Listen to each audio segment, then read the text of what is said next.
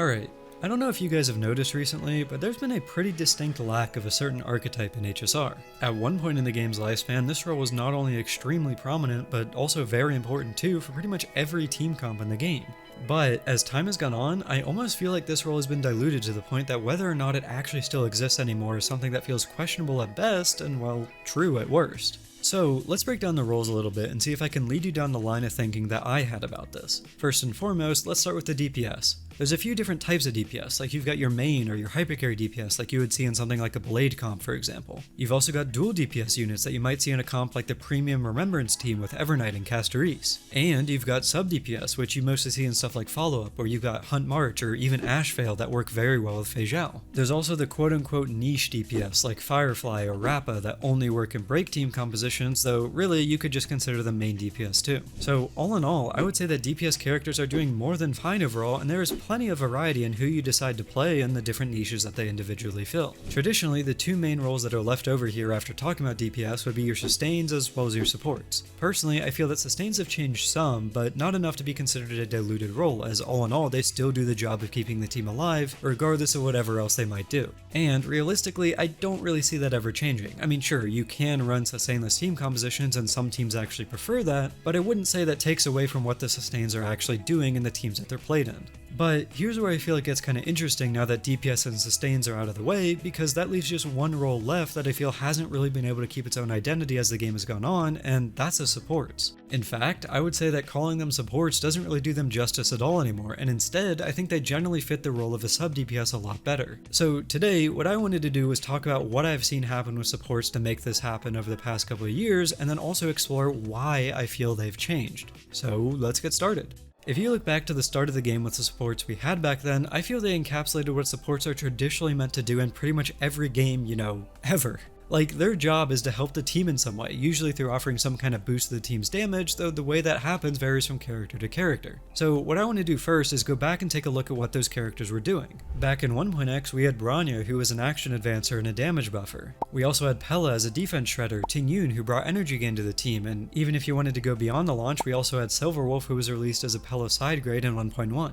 Moving fully past the launch, we got Ron Mei, who is a generic damage buffer and offered Respen, Hoyo, who buffed speed and attack, Sparkle, who is somewhat similar to Bronya, and a whole bunch of other characters too. But if you haven't noticed something yet, every single one of the characters that I've been talking about were either there to buff your team or to debuff the enemy. There wasn't really a big question of how much damage they offered to your teams or anything even remotely similar to that, because for the most part what everyone was concerned about was what kind of damage amp they could give the rest of the team rather than what damage they can do themselves. But as we moved into 2.x, and definitely as we moved into 3.x, I noticed a shift in the logic per se that supports are seemingly being designed around. For the most part, I feel it actually started with the follow-up meta and the characters that were in it. Like, we had the sub DPS with Topaz or Hunt March offering not only their damage but buffs too, and on top of that we also had Robin offering massive buffs as well as some damage added on through her ultimate. At least personally, this is where I feel that logic shift started to happen and the roles, specifically supports, started to lose their identity. They weren't just there to buff your team or offer something unique to them like action advancing that Robin had, now they were there to be part of the damage formula too.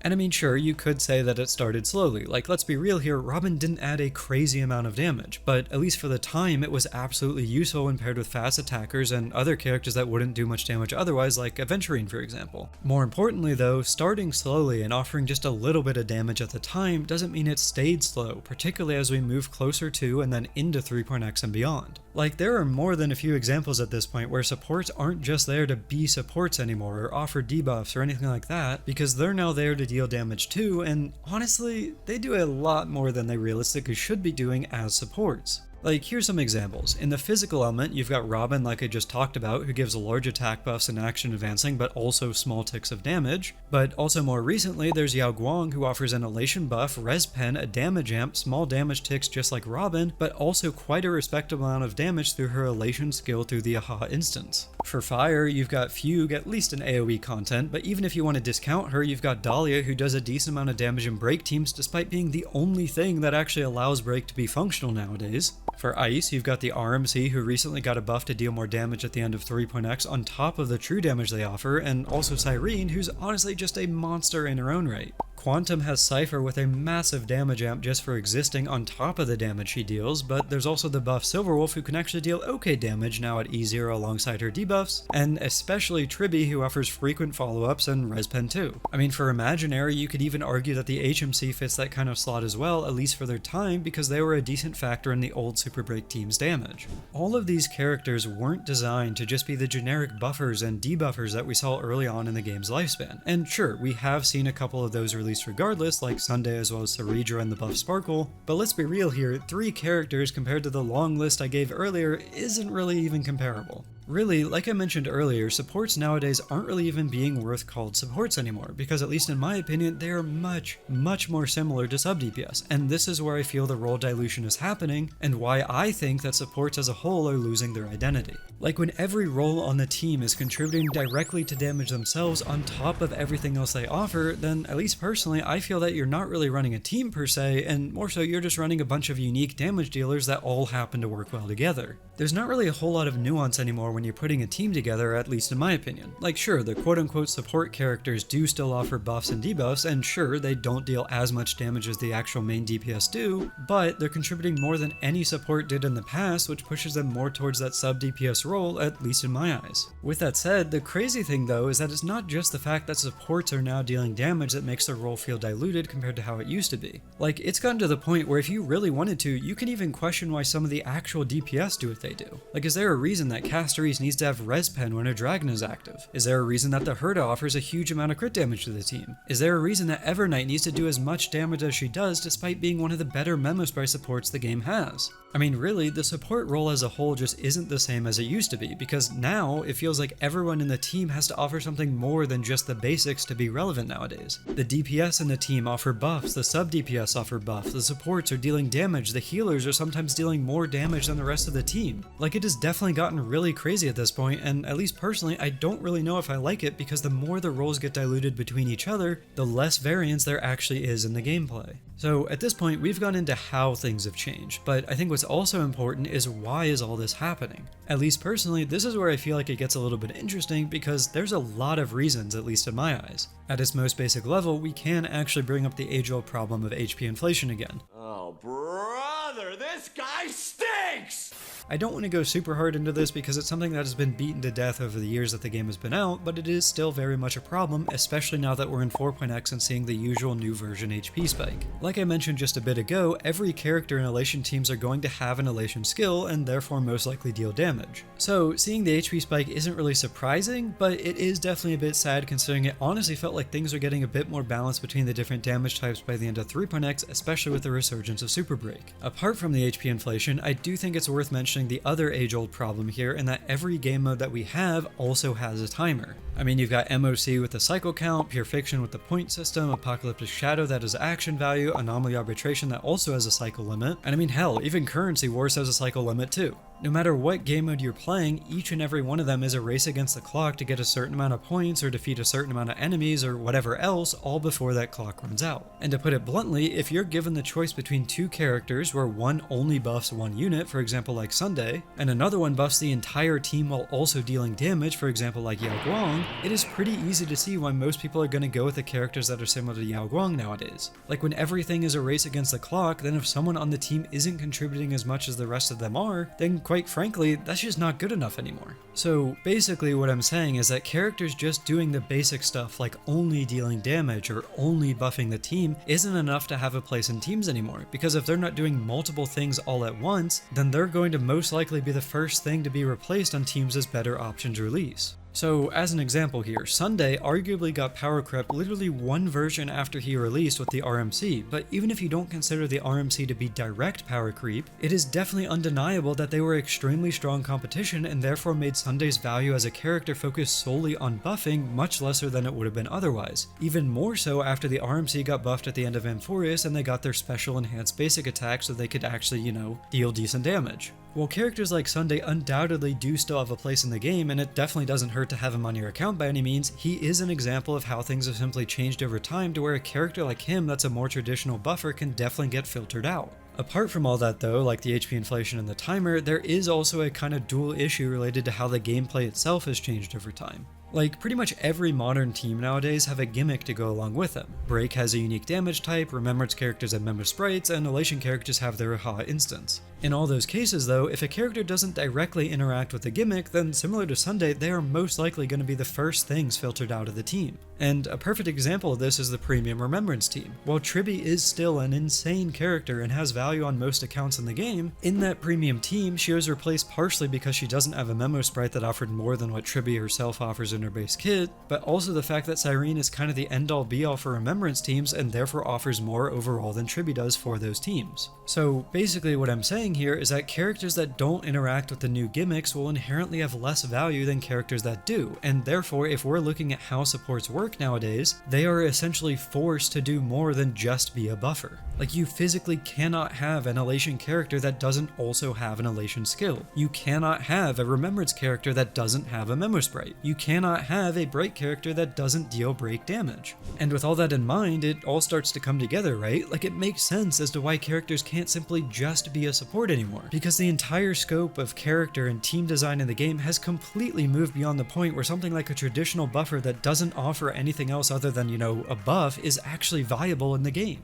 But if you remember, I mentioned that this whole gameplay change has actually brought about two issues, and the second one is that niches in the game are basically entirely gone apart from the overarching damage types, like Super Break or Elation or whatever. Like, if you look at Yao Guang, she's intended to be an Elation support, right? But with her offering more than just an Elation buff, you can use her in almost any team you want in the entire game. And Tribby is another good example, where she's so generically useful that despite technically being part of the HP meta, you can use her anywhere you want instead. And an even crazier example is actually Saber, or I guess the teammates that go with Saber, where despite being a hypercarry type of DPS, it's actually better to run her with Cyrene and the RMC, who once again offer both buffs and a crapload of damage, rather than what most people would consider traditional buffers like, once again, Sunday for example. All in all, what this boils down to is the fact that HSR's gameplay as a whole simply cannot facilitate traditional buffers actually being the top of the meta and super relevant in the game long term anymore. And I know people are gonna actually me here, because currently the buff Sparkle is a strong traditional buffer,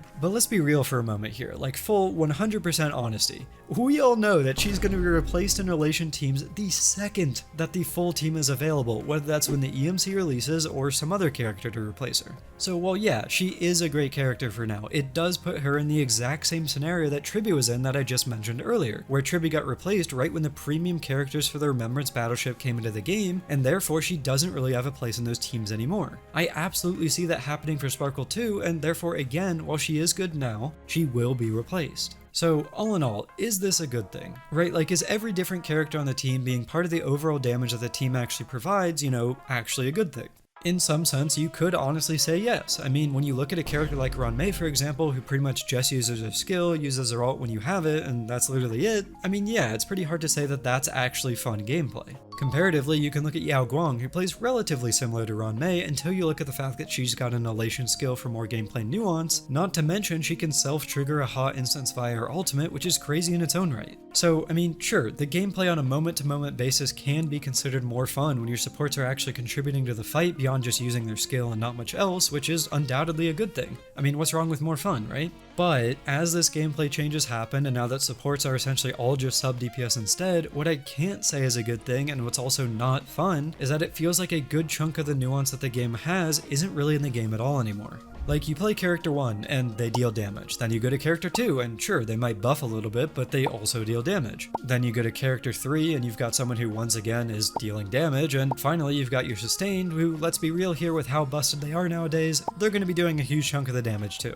Honestly, it almost feels like every role in the game has been homogenized into one, where sure, some characters do deal more damage than others, and sure, you've got sustains that do heal the team, and sure, you've got supports that do buff, but that doesn't change the fact that pretty much every character that's being released nowadays all functionally play the exact same way, because, they all deal damage. What honestly makes this a bit worse in my opinion is that nowadays the gimmicks these teams have that are enabled by the supports, whether that's Dahlia enabling Super Break despite the enemies not being broken, or Elation characters all getting Elation skills, you as the player don't really have to think anymore, which goes back to the nuance being lost. Super Break teams just deal damage all the time now. I mean, who cares about the actual function of breaking the enemies anymore, right? And Elation skills go off one after the other so frequently that it hardly feels like you're even playing the game, and we only have 2 Elation characters released right now. So really, what I'm trying to say here is that while the game has always been simple, it's honestly become even more so as the game has progressed, to the point that characters all have to be part of the damage dealt to the enemies nowadays. Like I said earlier, it feels that we've reached a point where the gameplay simply doesn't facilitate the older style of supports being relevant anymore outside of a few niche scenarios, and as such, I really don't actually see a world where we're going to get the more traditional types of supports that we saw in the past anymore going forward into the future. And honestly, I think that's a real shame.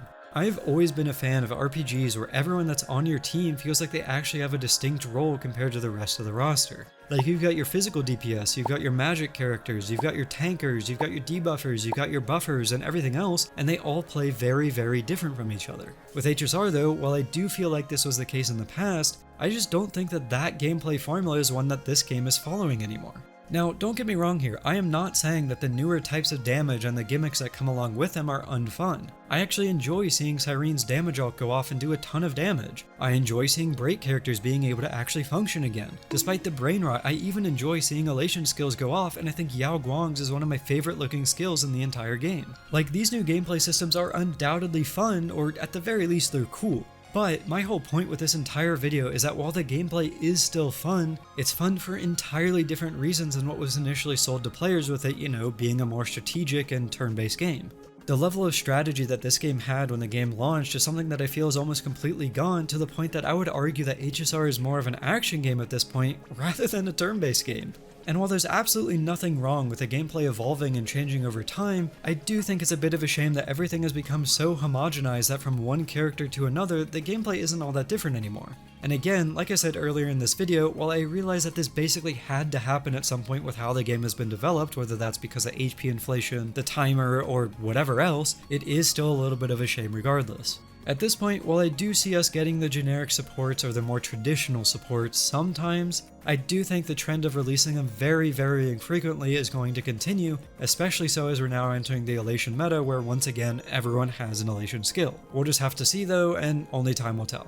But anyway, that's all my thoughts, and I appreciate you listening if you made it this far. If you have some thoughts on your own on this topic, whether you like how the game has changed or, you know, whether you don't, I would love to hear about it, so feel free to leave a comment down below or join my Discord link down in the description to talk with me about it. As usual, thank you so much for watching, subscribe, and if you haven't already, maybe give my other videos a shot too.